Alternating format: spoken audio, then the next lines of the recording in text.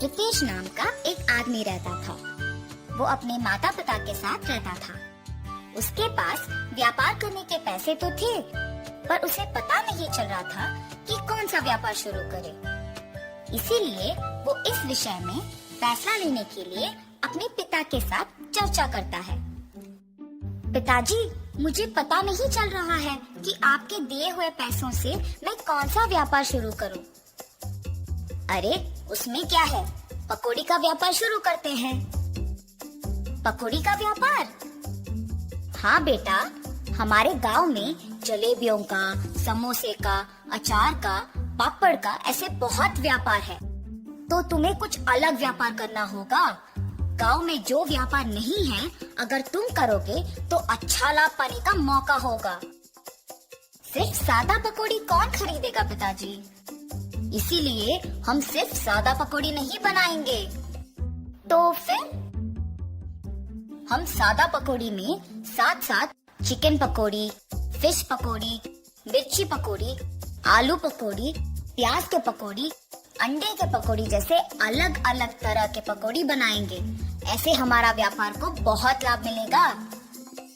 रितेश को अपने पिताजी के बात सच लगे, परंतु मुझे इतने प्रकार की पकौड़ी बनाना नहीं आता है ना पिताजी। मुझे भी तो बनाना नहीं आता। हम खुद इन सब के विधि बनाएंगे और इसके लिए तुम्हारी माँ भी सहायता करेगी। ऐसे कहकर रितेश के पिताजी रितेश को प्रोत्साहित करते हैं। फैसले के अनुसार पकौड़ी को बनाने के सामग्री रितेश खरीद के रसोई घर में इकट्ठा कर रहा होता है कि उसके पिताजी पके हुए अंडों को 2 हिस्सों में काट रहे होते हैं और रितेश की माँ पकौड़ी के लिए बेसन का मिश्रण तैयार कर रही होती है। बनाए हुए मिश्रण को 6 अलग अलग बर्तन में बराबरी से रितेश की माँ डालती है। रितेश के पिताजी पहले बर्तन में कटे हुए अंडे, दूसरे बर्तन में कटे हुए प्याज, तीसरे बर्तन में कटे हुए मिर्ची, चौथे बर्तन में कटे हुए आलू, 5वें बर्तन में कटे हुए केले और छठी बर्तन में कटे हुए चिकन के पीसेस डालते हैं और फिर एक एक करके उन सारे अलग तरह के पकौड़ी को तेल में तलते हैं। रितेश जब पकौड़ी का स्वाद देखता है तो उसको बहुत स्वादिष्ट लगता है। फिर वो अपने पिताजी के बातों को सच मानकर पकौड़ी के व्यापार को दृढ़ निश्चय से शुरू करता है। ऐसे शुरू हुआ था रितेश की जीत की कहानी। 15 साल बाद वही पकौड़ी का व्यापार रितेश को सिर्फ अमीर ही नहीं बल्कि बहुत घमंड और कठोर बना देता है।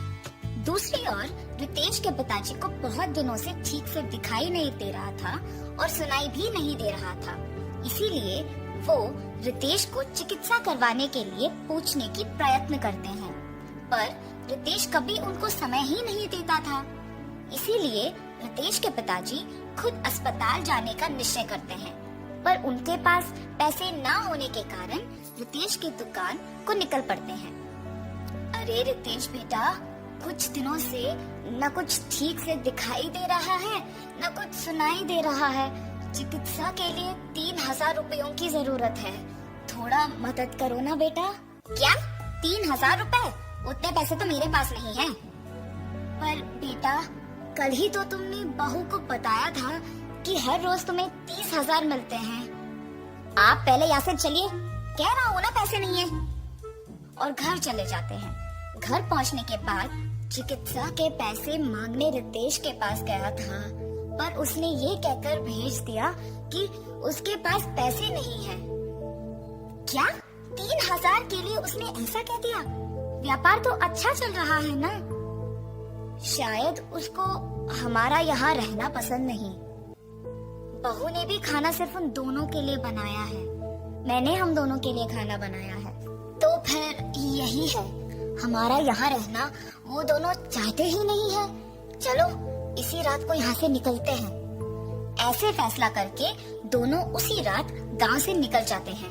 माता पिता के लापता होने पर भी रितेश को चिंता नहीं हुई। अगर किसी ने पूछा तो कहता था कि तीर्थ यात्रा पे गए हैं। रितेश को पकौड़ी के व्यापार में लाभ ही लाभ आ रहा था। वो उसके दुकान में 10 और सहायक को काम पे लगा के उनको सारे पकौड़ी के विधि सिखा के काम करवाता था। इसके अनुसार उसने पकौड़ी के दाम भी बढ़ा दिया था। मिर्ची पकौड़े 5 रुपए के 10 पीस, प्याज के पकौड़े 8 रुपए के 10 पीस, आलू के पकौड़े 10 रुपए के 10 पीस, अंडे के पकौड़े 15 रुपए के 10 पीस, चिकन के पकौड़े 20 रुपए के 10 पीस और मछली के पकौड़े 25 रुपए के 10 पीस। पकौड़ी का स्वादिष्ट होने पर लोग भी बहुत आते थे, जिसकी वजह से रितेश का दुकान हमेशा भीड़ से भरा और व्यस्त रहता था और दुकान का लाभ भी दुगना हो गया था।